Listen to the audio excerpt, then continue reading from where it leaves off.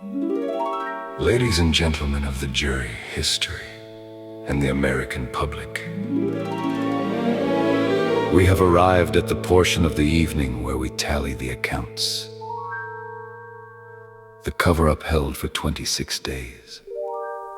The cover-up unraveled for 733. Let the record proceed. Haldeman, Ehrlichman, Mitchell, 18 months apiece. The three, Magruder got 7, Dean got 4, and Coulson found God eventually. Liddy served longest and said the least, 52 months with his jaw set right. And Hunt did 33 and wrote another novel, trying to get the story in the light.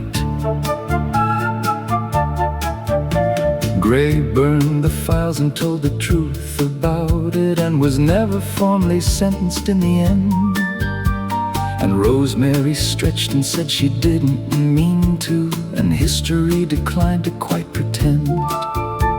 And 48 men in total were indicted, and 40 found guilty or entered a plea, and 1 man flew away on Marine One above the Washington Monument, and free we shall overcome someday.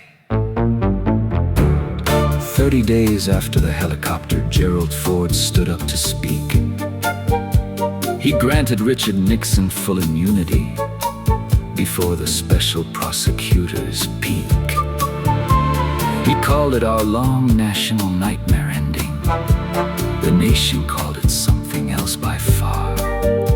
And Ford would lose the White House to Georgia and carry the September 8th scar. Nixon went to San Clemente, California, and wrote his memoirs by the Pacific tide, and told David Frost that when the president does it, that means it was never classified as lied. He'd return to gentle eminence eventually, as elder statesmen manage in the end, while the Republic tried to figure out the distance between a pardon and a cleanse. But listen, they built something from the rubble, dear, not nothing, not the usual settling dust. The Federal Election Commission arose from creeps particular and spectacular disgust.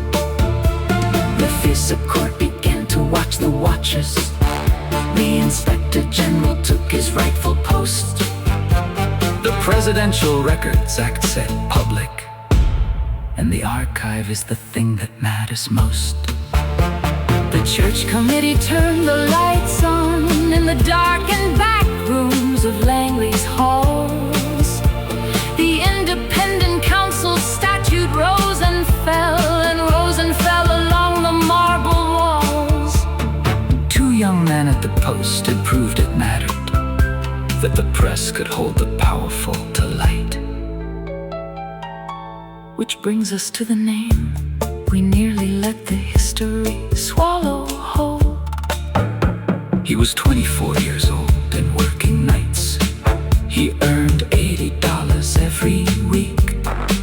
He found a strip of tape across a parking level door, and called the law and found the peak of what one ordinary man on one ordinary night can do for the Republic in the dark. He pulled that tape and made that call, and history lit itself a spark. He couldn't find steady work after Watergate. The attention had burned something in its wake. He was arrested once for shoplifting a pair of shoes. $11 was the bill at stake. He died in Augusta, Georgia in the year 2000, at 51 with little left to show. While 48 convicted men wrote books and gave their lectures, and took their bows at every speaking show.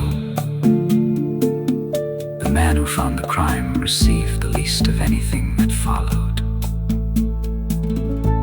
So pour a final round for the Starship Lounge tonight, for the tapes and the plunders and the creep. for the 18.5 minutes of instructive silence and the promises that turned out not to keep. Pour one for Sam Irvin and his Constitution quoting, and one for Woodward meeting in the cold, and one for the 8 justices who voted 8-0 when the 9th recused himself as honor told. Pour one for the man who found the tape on a parking door at $80 a week and 24. And pour the last one slowly for the question the album's been building towards. Since the very first bar, did we overcome? Are we overcoming? Shall we? The tapes are still being processed. The archive is still being opened. The question Still being